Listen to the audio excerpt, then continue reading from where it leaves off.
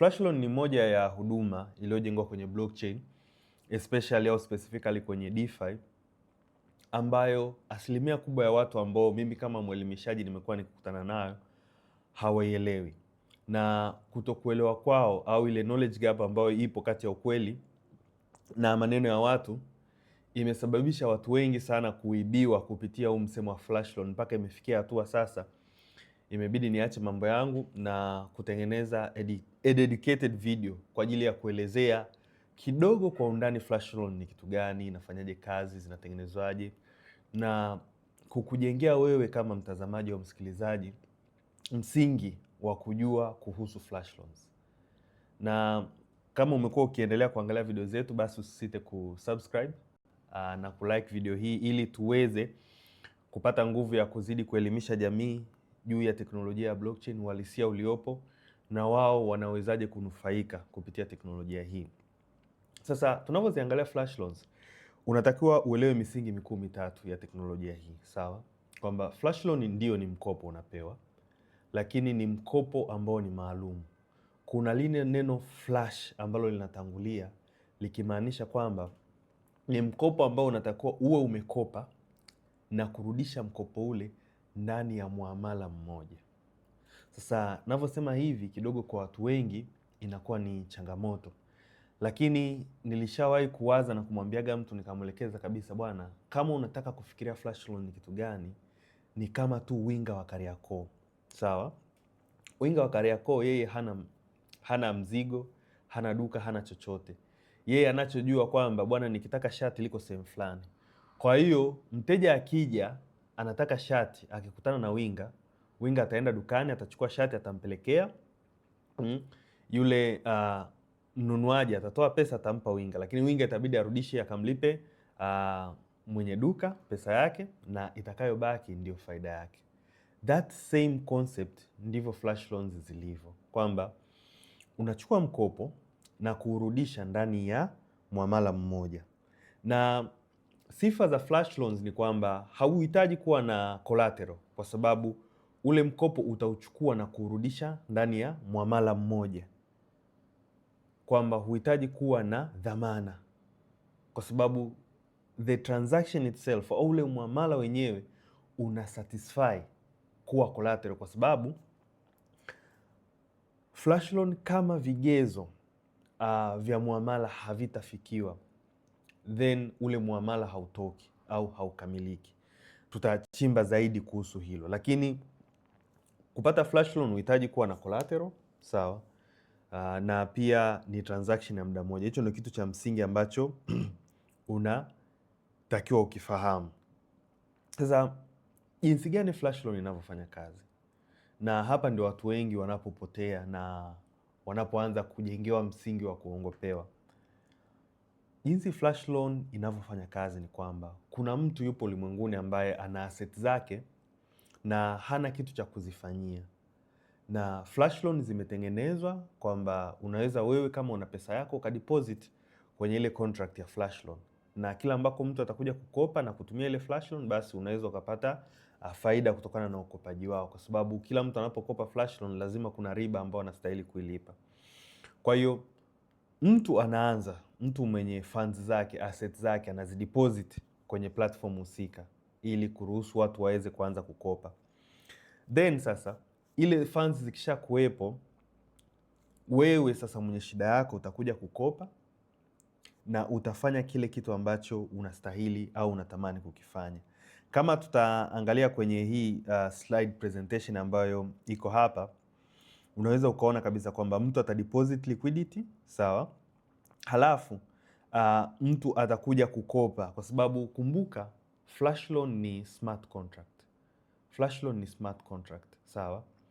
Kwa hiyo you have to invoke it, au unatakiwa uinduce kwamba bwana, mimi nahitaji kutumia this flash loan, sawa? Halafu ukisha call au ukishasema jamani, mimi nataka kukopa, utahamishiwa zile funds.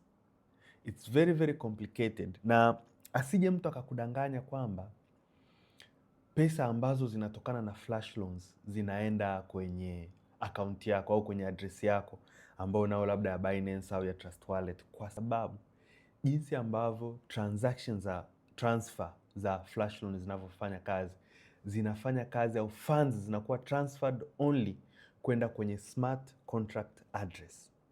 Sasa huu ni msamiati mpya ambao watu mnatakiwa kuujua, lakini kwenye masuala ya address ambazo zipo kwenye blockchain kuna address aina mbili. Kuna kitu kinachoitwa externally owned addresses. Hizi ndo address ambazo mimi na wewe tunatumia kutumiana pesa, na pia kuna smart contract address. Sasa hizi funds ambazo zinatoka kwenye flash loans haziwezi zikaenda kwenye externally owned addresses, ila zinaenda kwenye smart contract address. Hicho ni kitu ambacho unatakiwa ukifahamu kama unataka kuja kuengage na flash loans. Sa baada ya wewe zile funds, umeomba funds, hatua ya pili, okay? Hatua ya tatu, umetransferiwa zile funds, zimeenda kwenye contract address. Sasa ile contract address ambazo funds zinakuwa transferred to ni contract ambayo wewe umeitengeneza au wewe unaimiliki. In that sense, kuna code ambazo tayari zipo za kuomba smart contract for different activities. Kwa hiyo unaweza ukaikopi ukaipaste kwenye program ambao unaitumia. Kwa hiyo ile smart contract ikifika itarun ile logic. Zile funds zikifika itarun ile logic. Sawa? Baada ya kurun ile logic, kitu ambacho kitafanyika ni balance check. Hapa ndo security nzima ya flash loans ilipo, kwamba zile funds ndio zinakuwa transferred. Kumbuka bado tupo ndani ya muamala mmoja. Funds zimekuwa transferred, zimekuja kwenye address yako, si ndivyo? Ile contract address ya kuimplement jambo ambalo unataka kuliimplement. Mwishoni kabisa kuna balance check. Je, hii balance iliyopo inatosha kurudisha mkopo? Inatosha kulipa fee ya ule mkopo?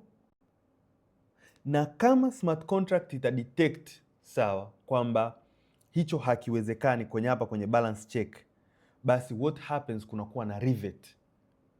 Kwa hiyo kwenye ile transaction nzima kunakuwa na hatua ambazo zinafanyika, na kuna hatua ya kutest sawa, is this enough to pay out the loan, kwamba mkopo ulipwe na ile gharama ya mkopo pia ilipwe. Kama jibu ni ndio, ile transaction inakuwa completed, kwa hiyo muamala unafanyika. Lakini kama ni hapana, inaenda kuna kitu kinaitwaga ni fallback. Kwa hiyo itaenda kwenye kurivet. Kwa hiyo kila kitu ambacho kimefanyika juu, ile smart contract, kutuma funds kwenda kwenye contract yako, zote zinafutika kwa sababu ule muamala haufanikiwi. Sasa kuna kitu ambacho unatakiwa ukijue ambacho kipo kwenye blockchain ambacho kitaweza kukusaidia ku comprehend hichi kitu kilivyo, ni kwamba kuna term moja inaitwa atomicity, sawa? Au tunasema blockchain transactions are atomic, tukimaanisha kwamba miamala ya blockchain unafanikiwa kama kila hatua itafanyika, na kila hatua ikifanyika, transaction ikawa completed, then ndo itakuwa published kwenye blockchain. Kwa hiyo kama umechukua smart contract, umeomba funds, zimetumwa kwenye contract yako, lakini mpaka mwisho ile contract ina fail au ile transaction ina fail, basi ile transaction haijawahi kuexist kwenye blockchain. Kwa hiyo mtu akikwambia bwana, hii project it's flash loan based, tunapewa hela and all that stuff, halafu anakuambia bwana you need collateral, tayari sio kweli, kwa sababu flash loans hauhitaji collateral ya aina yoyote. Wanakwambia flash loan utakaa nayo siku moja au siku mbili. Hapana, kwa sababu a flash loan inafanya kazi within one transaction. Na haya sio maneno yangu, ni maneno ambayo hata ukienda kufanya research utayaona. Sawa? So kitu ambacho kinafanya flash loans iwe successful ndio hiyo atomicity ambayo nimeizungumzia, kwamba muamala hauwezi ukawa recorded kama kila hatua ya ule muamala haijafanikiwa. Sawa? Kwa hiyo kama mkopaji wa flash loan hataweza kulipa, muamala hauwezi ukaenda, kwa sababu ile contract inakuwa na a revert function. Sawa, kwamba jamani, ikigoma rudisha pesa za watu, kwa sababu flash loan unazopewa ni pesa za watu. Sasa kuna aina mbili za flash loans ambazo pia unatakiwa uzifahamu.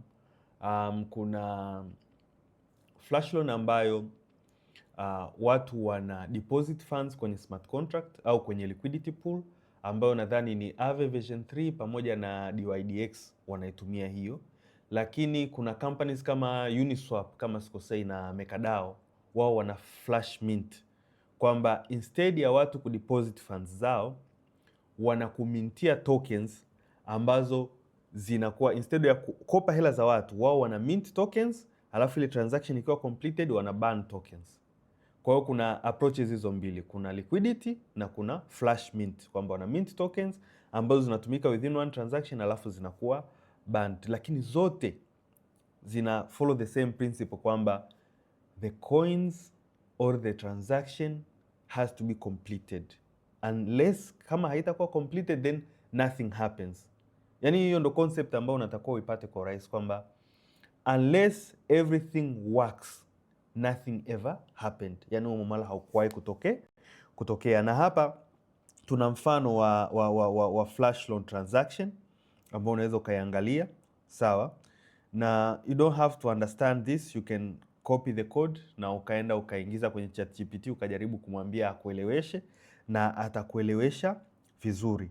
Na the good thing about flash loans ni kwamba kwa kuwa wewe huhitaji kuwa na collateral, then it means wewe huna risk. Yani gharama yako kubwa kwenye flash loan wewe ni kulipa ile transaction cost ambayo inakuwa ni almost sometimes 0.9% ya pesa ambayo unakuwa unaikopa. So it's okay kama there's an opportunity which is going to give you perhaps 1% return na fee ni 0.9%, then you have 0.1% margin. Na the good thing about flash loan ni kwamba if you execute it right, you can ask even for $1 million hata kama huna cent kwenye account yako. That's the good thing about flash loans. Lakini always remember everything has to be done within one transaction. Na changamoto ni kwamba muamala wako ukifeli bado utachajiwa nini? Transaction fees, kwa sababu there were some smart contracts call ambazo ulizifanya pamoja na deployment of smart contracts, which is, it's not a problem considering the fees ambazo zipo kwenye blockchain environment yetu.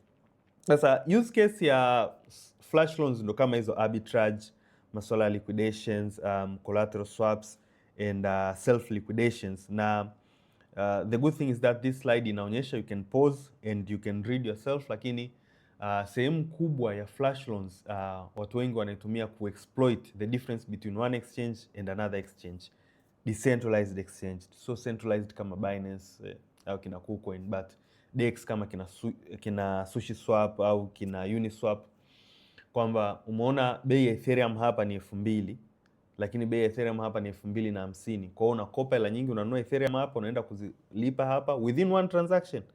Kwa hiyo if that transaction goes through then you get your profit. Although sasa hivi hizi arbitrage bots zimekuwa ni nyingi na arbitrage opportunities zimekuwa ni chache sana. Yani kwa mtu wa kawaida kuzispot hizo opportunities it's very rare. Also unaweza kutumia flash loans kwa ajili ya liquidations. Labda ulikopa mahali na imefika mahali unatakiwa urudishe mkopo watu lakini huna hela. Kwa hiyo unakopa hela nyingi and then unalipa ule mkopo, alafu unakopa tena, umeona, alafu unarudisha hela za watu. Kwa hiyo unakuwa haui liquidated in such cases, although it's a bit deeper than that, umeona. Of course kuna collateral swaps, umeona, and kuna self liquidating na refinancing. Kitu ambacho utakiona kwenye ulimwengu wa DeFi ni kwamba flash loans of course zinaondoa ile changamoto ya kuhitaji mtaji, lakini there is technical knowledge needed for anyone to interact with flash loans, kwa sababu if you are not smart enough your flash loans will not go through, kwamba hutapata hiyo mikopo. But if you are smart enough na unaelewa ulimwengu unavyofanya kazi, unaweza ukapata mikopo ambayo unaweza ukaileverage vizuri na ikakutengenezea faida kubwa sana, faida kubwa na nzuri tu. And kitu cha msingi na cha maana cha wewe kufahamu ni kwamba flash loans ni opportunities nzuri sana, ni opportunity nzuri sana, lakini sio vile ambavyo watu waliwaaminisha watu. Lile neno flash linatakiwa likupe hint kabisa, na tuache sasa kufikiria in terms of there is free money in the blockchain. Hapana, tuache kufikiria huko, tuelewe kabisa kwa protocols ambazo zinahitaji watu wa stake collateral zao, then unachukua pesa ya mtu unaenda kufanyia jambo lako. Sasa huyu mtu anategemea faida, and there is no way ukapata flash loan ukakaa nayo zaidi ya one transaction, au more technical kusema zaidi ya block moja, kwa sababu transactions are closed within one block. Kwa hiyo elewa vizuri, na kama you want to prove me wrong, you're welcome kwenye comment section. Unirekebishe kwamba nini sijui kuhusu flash loans, lakini mimi nimetafuta taarifa kutoka kwenye reliable sources ambazo zenyewe ndo wanatoa hizo flash loans. Labda huenda kuna platforms ambazo mimi sizijui, which I like to see them on the comment section, na ifike mahali sasa tuendelee kujenga utaratibu wa kujifunza. That's everything that I try to teach people, kwamba jamani, tuendelee kujijengea utaratibu wa kujifunza. Basi usisahau kushare this video kwa mtu ambaye umemsikia akiwa akizungumzia kuhusu flash loans na alikuaminisha flash loans ni namna nyingine kuliko ilivyo, ili naye pia apate elimu. Na pia usisahau kusubscribe na kulike video hii, ili tuendelee kujenga community ya watu ambao wanafahamu kuhusu teknolojia ya blockchain kwa uhalisia wake na fursa ambazo zimejengwa ndani ya teknolojia hii nzuri. Asante sana na tuonane kwenye video inayofuata.